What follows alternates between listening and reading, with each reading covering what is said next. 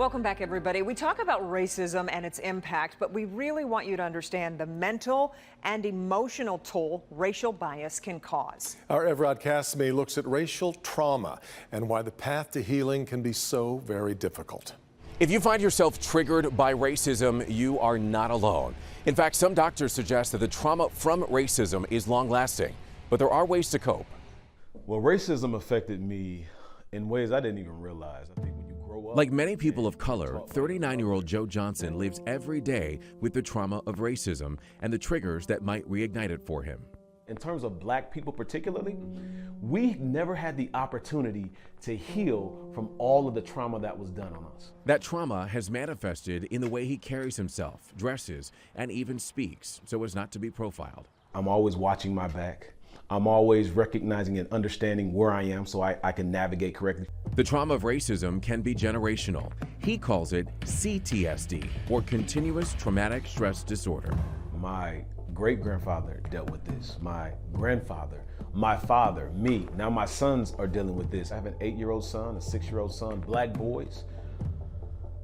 They know what it looks like. Like my 6-year-old, when he hears the police siren, he's scared, he runs like, Daddy, they're gonna come get us. For some, triggers that can reunite trauma from racism are police sirens. For others, it could be police officers or simply being pulled over. Microaggressions are also considered triggers, while social media and video of racist incidents like George Floyd's murder are continuously traumatizing for some as well. That's the suppression of our communities. Black Lives Matter! So any kind of traumatic occurrence or experience is going to occupy itself in your nervous system. It's in your soul.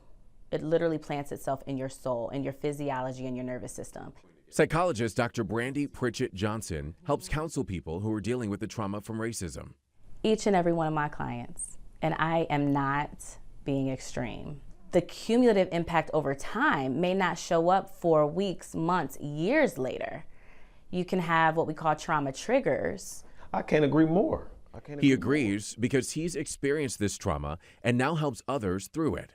Dr. Joe Johnson travels the country speaking to businesses and groups about diversity, equity, and inclusion. And when he's not traveling, the psychologist spends his time raising his 2 boys with his wife, Dr. Brandy Pritchett Johnson.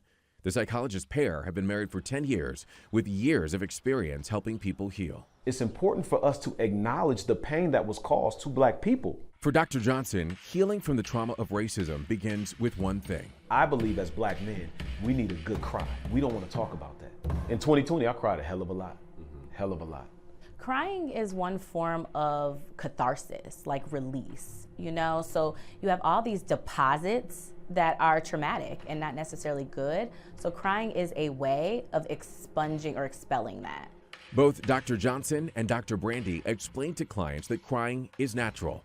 Still, it's just the first step in dealing with the trauma from racism and the triggers that bring up those hurt and anger feelings. First, I use the trigger, and then we soothe the trigger. So you use the trigger, and then you soothe the trigger.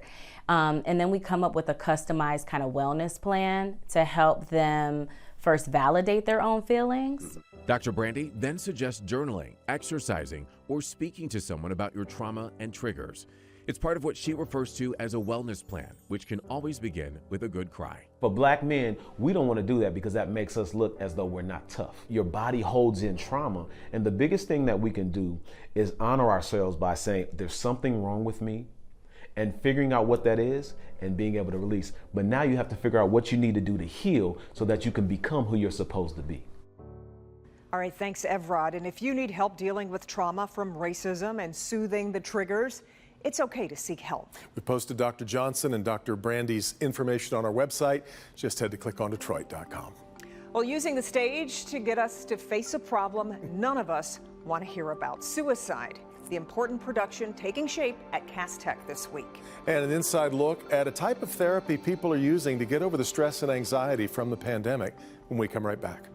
We've seen an increase in death by suicide during the pandemic for LGBTQ young people, which is heartbreaking. Telehealth was a huge switch for us. The young people were in crisis and needed to have access to spaces like Ruth Ellis Center.